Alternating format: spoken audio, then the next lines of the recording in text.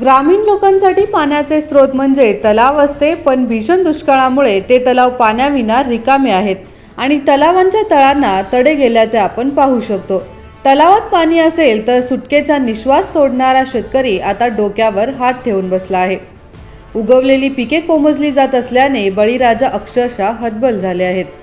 कोरडे पडलेल्या तलावामुळे शेतकऱ्यांची भाकरी संकटात आहे असे म्हटले तरी चुकीचे नाही।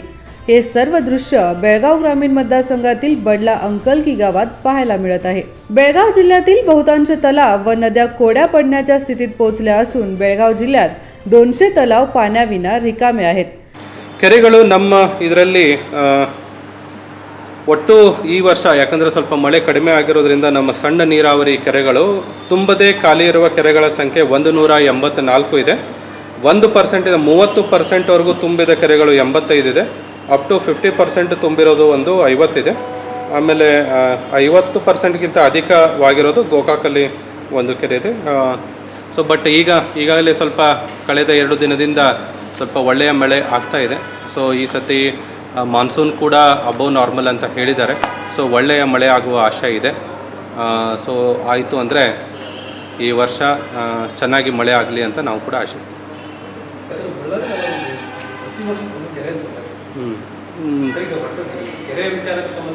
ज्या शेतकऱ्यांनी तलावावर विश्वास ठेवून बोरवेल खोदल्या होत्या त्यांच्या बोरवेलला पाणी मिळत नाही, ज्यामुळे पेरणी झालेला ऊस व इतर पिकांसाठी पाण्याविना संघर्ष करण्याची अवस्था शेतकऱ्याची झाली आहे।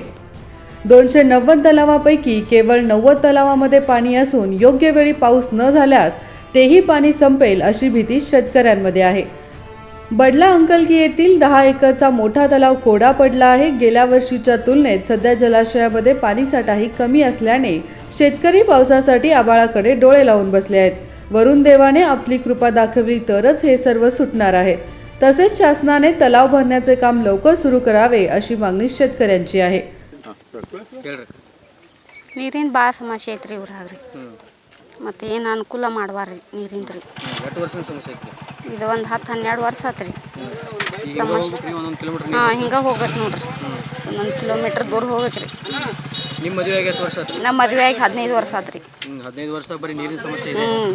ಪೈಲ ಮದುವೆ ಆದಾರು ಇಲ್ಲಿ ಇದಕ್ಕಿಂತ ದೂರ ಅಲ್ಲಿ ಗುಡಿ ಐತ್ರಿ, ಅಲ್ಲಿಂತ್ರ ಬಂದು ಓದ್ದಾರ್ರಿ ನೀರು। ಮತ್ತು ಇವ್ರು ಆರಿಸಿ ಬಂದಾಗಿಂತ್ರ ಇವ್ರು ಬಿಡ್ತಾರ್ರಿ। ಇಲ್ಲಿ ಯಾರು ನೀರು ಕೊಡ್ತಾರೆ ಈಗ? ಇವ್ರ ರೀ ಬಸವಂತ ನಾಯಕ। ಎಷ್ಟು ವರ್ಷ ನೀರು ಕೊಡತ್ತಾರೆ? ಈಗ ಇದು ಊರಾಗಿತ್ರಿ, ಅಲ್ಲಿ ಮಂದೆಲ್ಲ ಜಗಳ ಮಾಡೋದಕ್ಕೆ ಇಲ್ಲಿಂತ್ರ ಯಾಕೆ ಇವ್ರು ಬಿಟ್ಟಿದಾರ್ರಿ। 10 ವರ್ಷ ಆತ್ರಿ। ಏನು ಹೇಳ್ತೀರಿ ನಿಮ್ಮ ಶಾಸಕರಿಗೆ ಸಂಸದರಿಗೆ ಏನು ಹೇಳ್ತೀರಿ?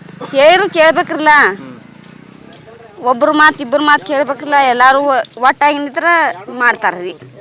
ನಿಮ್ಮ ಹೆಸರು ಹೇಳಿ? ಸವಿತಾ ಮುಕುಂದಗೌಡ್ರಿ। Vinod Kolkar, Kannadamma news network, Belagavi.